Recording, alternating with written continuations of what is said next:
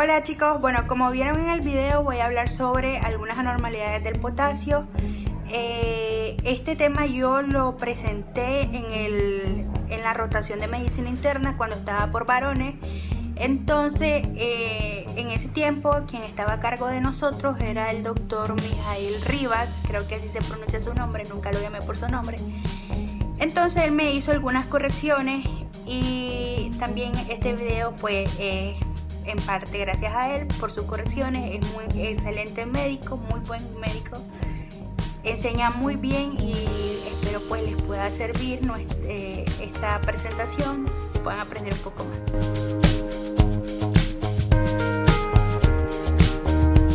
Bueno, veamos. Bien chicos, entonces tenemos que el potasio es el principal catión intracelular del organismo.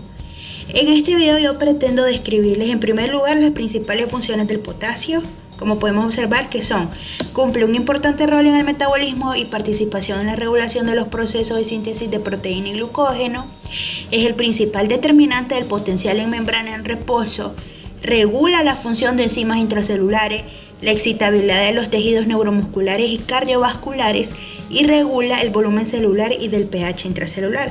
Además de las funciones, también pretendo explicar un poco las concentraciones intra y extracelulares y la regulación de la homeostasis. Como podemos observar, el 98% del potasio es intracelular, mientras que el 2% es extracelular. Bien, este esquema podríamos decir lo saqué del Gayton. La información que les voy a dar es parte de fisiología de Gayton y parte de un documento buenísimo que encontré. Se los voy a dejar, bueno, no, le estoy mintiendo, no lo encontré, me lo proporcionó el doctor Rivas.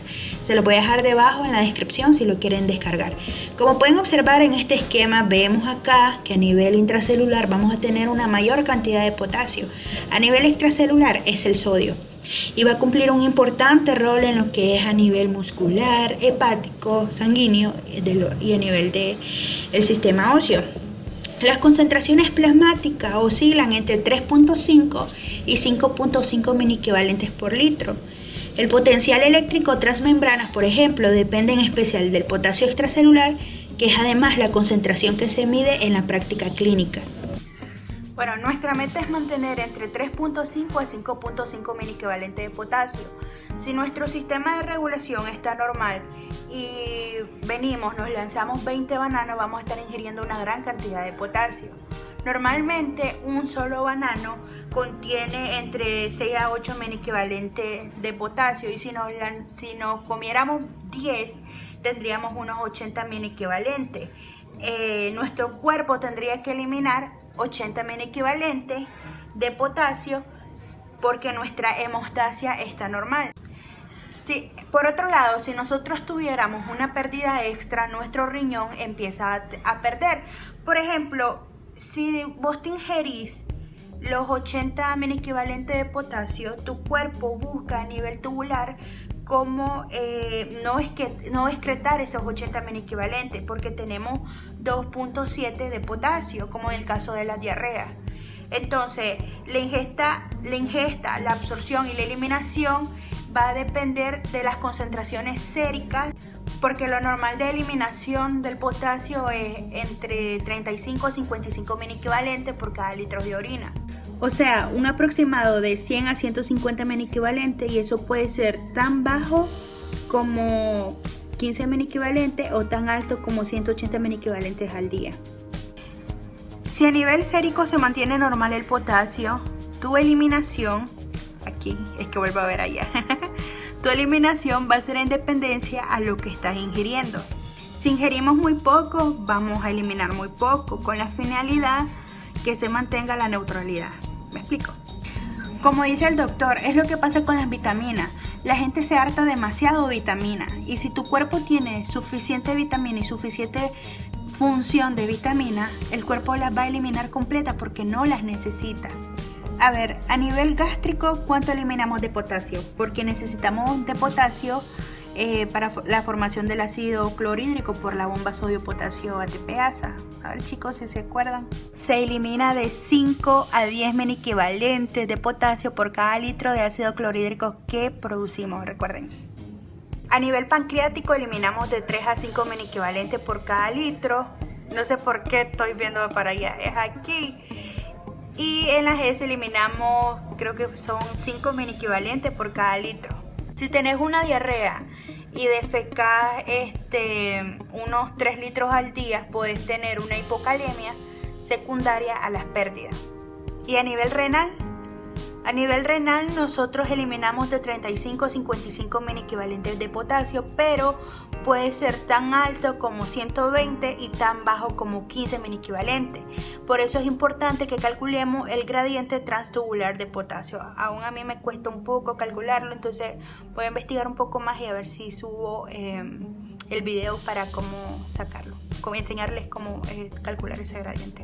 Nosotros pasáramos una semana ingiriendo muy poca cantidad de potasio, nuestro riñón nunca va a dejar de eliminar. Claro, puede bajar las concentraciones de eliminación, pero no lo va a dejar de eliminar.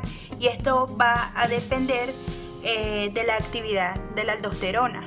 Pero si varios días vos consumís 10 mini-equivalentes de potasio, lo mínimo que tu riñón va a llegar a excretar son 15 mini-equivalentes. Entonces, las pérdidas van a superar la ingesta y poder desarrollar una hipocalemia. Comenzó a llover. Lo siento por el ruido. Claro, si tenemos pérdidas excesivas por tubulopatías perdedoras de potasio, estas van a ser mayores y no va a ser por la regulación, porque la regulación está dada por la actividad de la aldosterona. Claro, si ya en un punto desarrollamos una afectación tubular, como en este ejemplo que ya les voy a poner acá. Bueno, realmente este ejemplo no es sobre una no es sobre una tubulopatía, lo siento. A lo que me refería es que si en un punto llegáramos a desarrollar una afectación tubular, el cuerpo siempre busca hacer la regulación. El ejemplo que está acá, que pone el libro de Gayton, nos muestra en el caso de un paciente que esté en unas condiciones normales. Bueno, si observan, acá nos ponen un paciente que consume 100 mini-equivalentes de potasio al día y mantiene 4.2 mini-equivalentes por litro. Hacen un cálculo en dependencia de la cantidad de litros que vos tengas en tu cuerpo.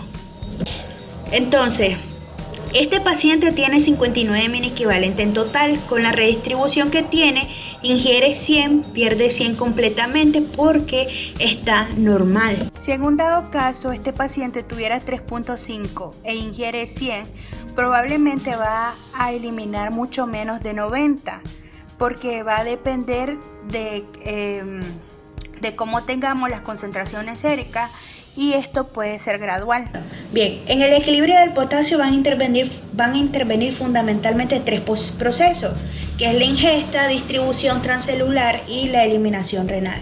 Puesto que la absorción intestinal de potasio puede ser solo escasamente controlada, serán el equilibrio entre la captación y la liberación del potasio a nivel intra y extracelular y la excreción urinaria diaria los mecanismos que se encargan de mantener normal las concentraciones plasmáticas.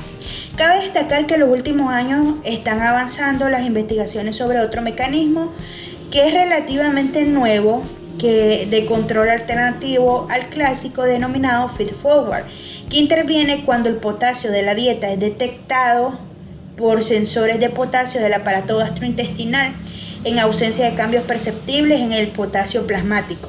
La activación de este sistema de sensor entérico por potasio de la dieta incrementa la caliuresis. Bien, entonces la ingesta diaria requerida es de 3.000 a 3.500 miligramos, que equivale a de 40 a 90 mini equivalentes. Pero igual, esto va a ser en dependencia a las concentraciones séricas, por tanto los requerimientos diarios van a cambiar. Y como pueden observar en la imagen, no solo el banano es rico en potasio, también tenemos otras frutas, legumbres. Entonces es importante saber cuál, porque en algún momento vamos a tener un paciente con enfermedad renal crónica o con tubulopatía perdedora de potasio y nos van a preguntar ¿qué puedo comer? Y entonces ahí tenemos que explicarles bien.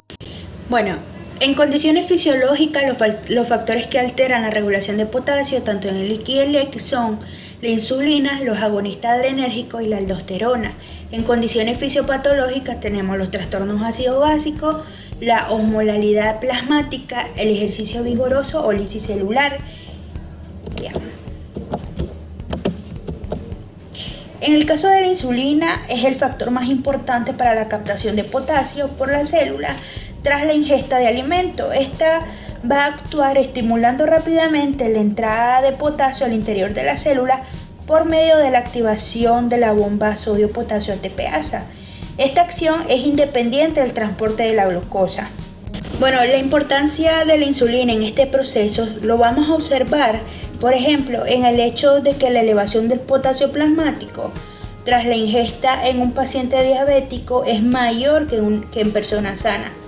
Además, la perfusión de insulina es una de las medidas empleadas en la práctica clínica para corregir la hiperpotasemia.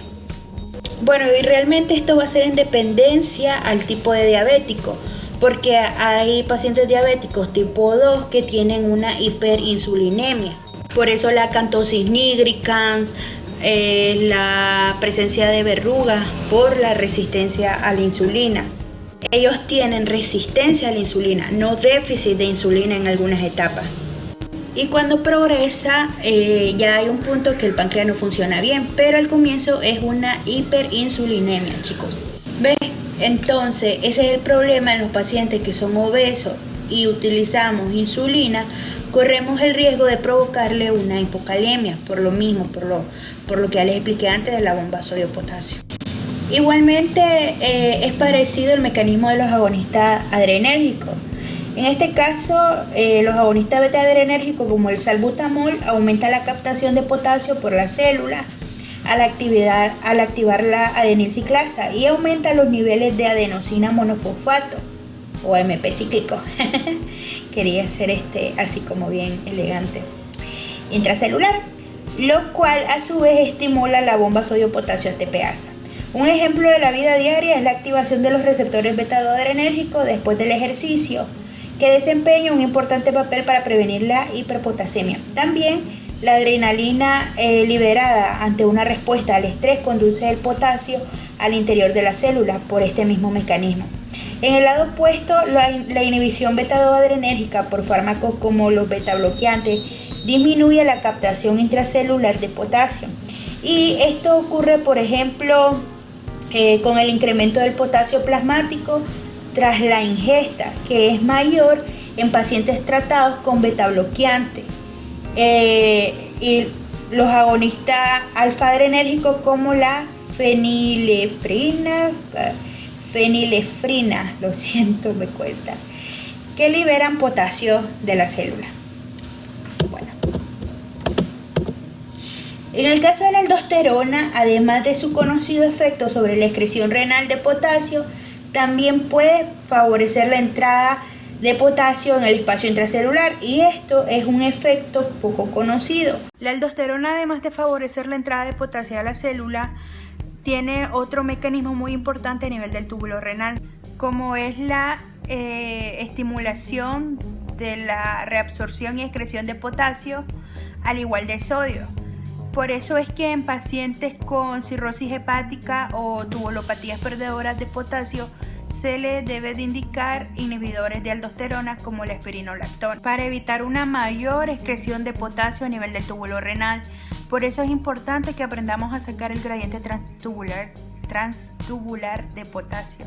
Por ejemplo, chicos, en el hiperaldosteronismo primario vamos a tener a ese paciente que va a presentar una hipocalemia, mientras que cuando hay una caída de los niveles de aldosterona, el paciente va a presentar una hipercalemia. ¿Y por qué creen que pasa eso? O sea, utilicemos la lógica. Recuerden que la aldosterona es una hormona antidiurética que lo que va a hacer es conservar el agua, concentrándola en forma de orina, reduciendo su volumen y estimulando la reabsorción de agua. Entonces, ¿por qué cuando hay un hiperaldosteronismo, o sea, cuando hay demasiada aldosterona, causa una hipocalemia? Porque hay un aumento de la reabsorción de agua. Entonces, al reabsorberse más agua, ¿qué va a pasar? Va a entrar más potasio al interior de la célula y va a quedar muy poco en el exterior, por lo que va a causar una hipocalemia.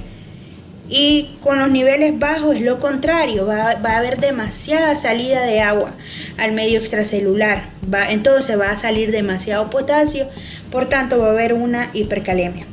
No sé si me explico, chicos. En el síndrome de Cohn podemos observar la hipocalemia y en la enfermedad de Addison la hipercalemia.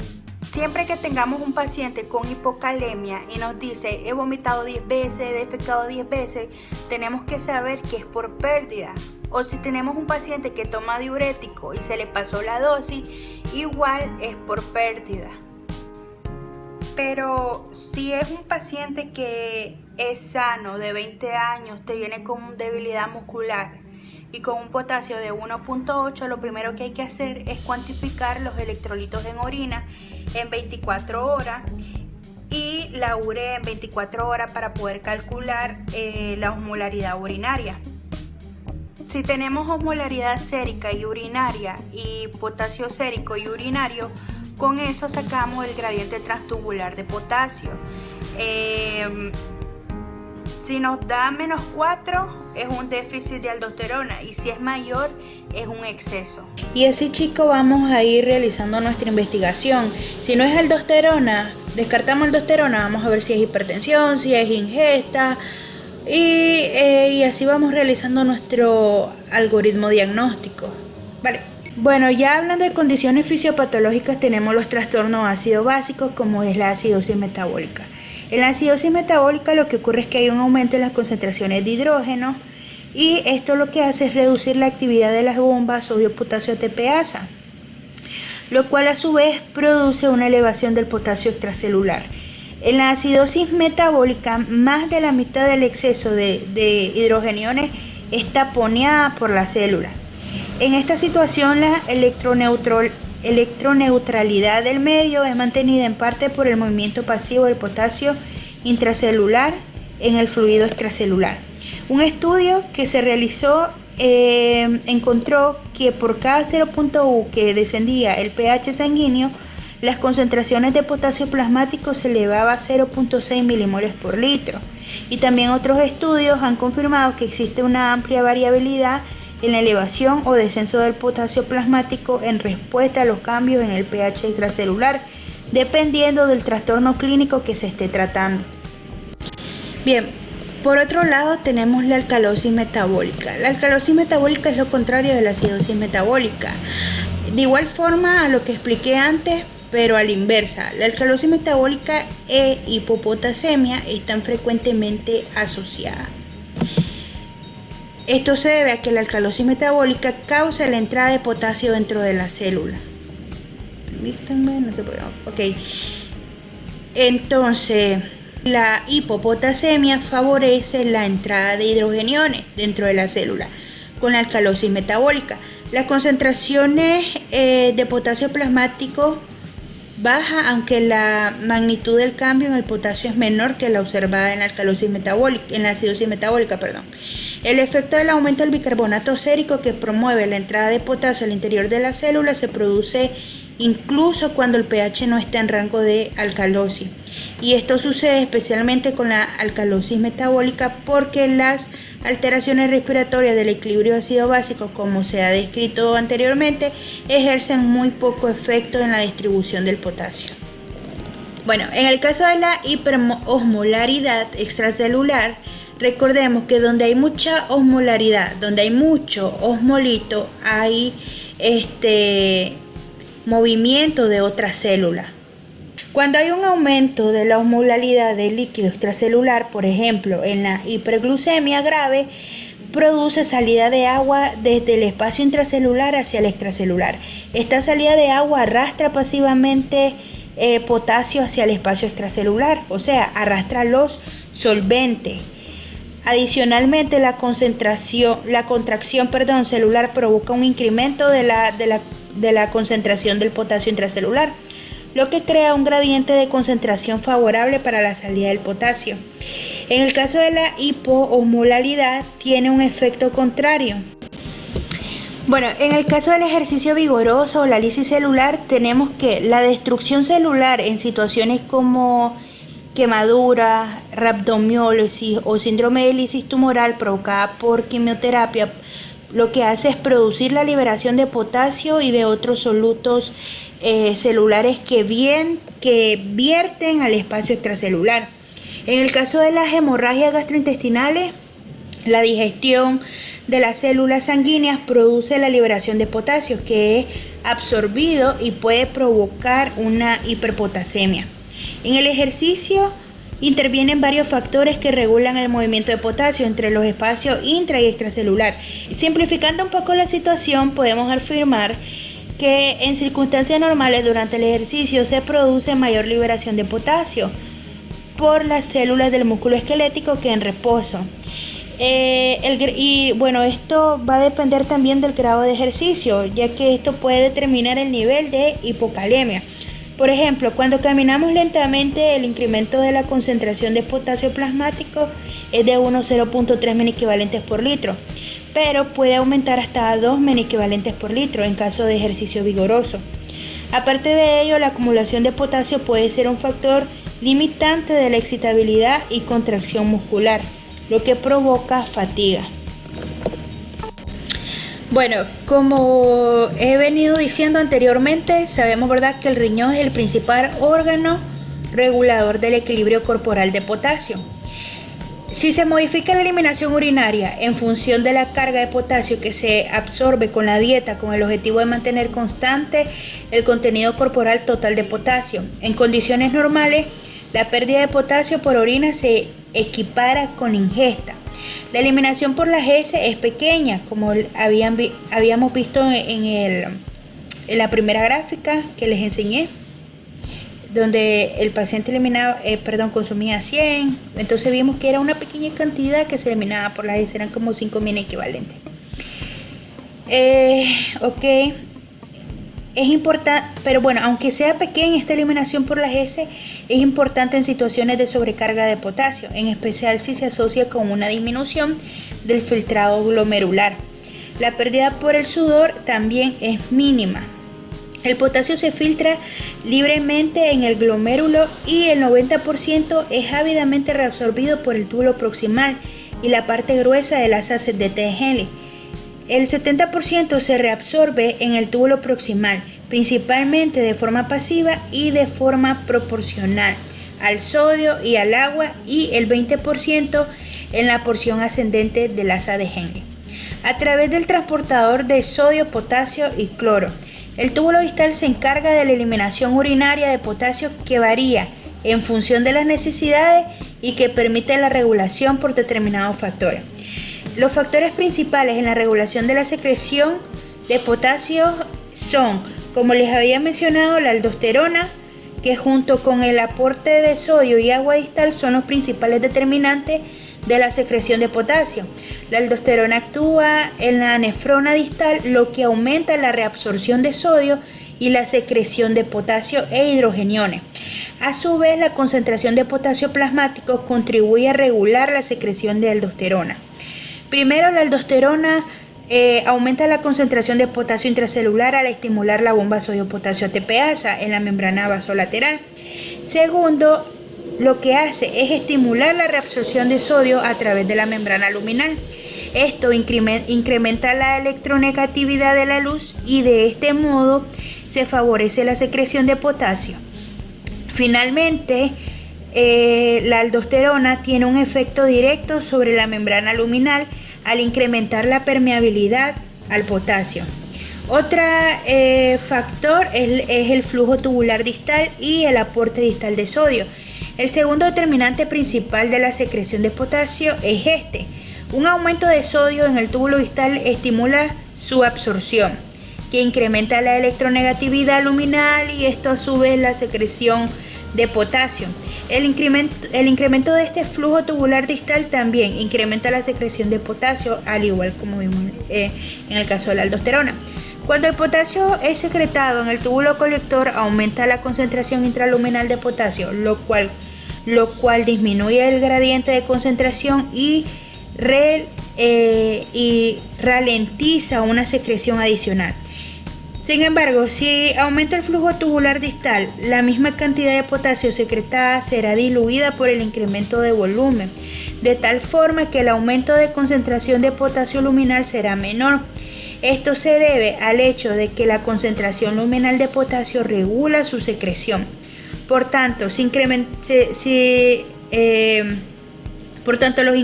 de la carga distal de sodio y agua lo que hacen es estimular la secreción de potasio por el descenso de la concentración luminal de potasio y por la mayor electronegatividad luminal. Bien, otro factor es la concentración de potasio plasmático, aunque este sea un mecanismo bastante complejo, no está suficientemente aclarado y bueno, hay varias cositas ahí bastante confusitas que por eso no les voy a hablar tanto, pero sí se las voy a mencionar. Otro factor es el pH sistémico, la carga distal, la vasopresina. También la vasopresina, aunque esta hormona no afecta a la excreción urinaria neta de potasio, aumenta la secreción de potasio por el tubo. Pero me hubiese gustado haberles puesto un mejor gráfico hablando sobre cada uno de esos factores, pero lo siento, no tuve tiempo. Este lo saqué del libro de Gayton, Fisiología, y bueno, es el típico, ¿verdad?, que explica un poco las zonas de reabsorción a nivel del túbulo renal. Bueno chicos, ya este video me está quedando demasiado largo, entonces ya casi lo voy a terminar. Ustedes pónganle pausa al video y van a poder leer pues lo que está acá. Acá tenemos una lista de fármacos que provocan hiperpotasemia y los que provocan hipopotasemia. Y este es un algoritmo que aparece en el documento que les mencioné, se los voy a dejar abajo en la descripción para que lo chequen. Es un algoritmo para el tratamiento que está bastante bonito, bastante interesante, que te explica bien cómo tratar a cada trastorno, ya sea la hipercalemia o la hipocalemia. Bueno chicos, eso es todo el video, espero que les haya servido y si me equivoqué en algo o creen que está bastante incompleta la información, pues me lo pueden hacer saber en los comentarios. Recuerden que en este canal estamos para aprender ambos, porque como dice mi logo, bueno, no mi logo, sino mi lema, que aprende a enseñar y enseñando aprenderá. Cuando más uno enseña, uno más aprende. Entonces eso sería todo y nos vemos.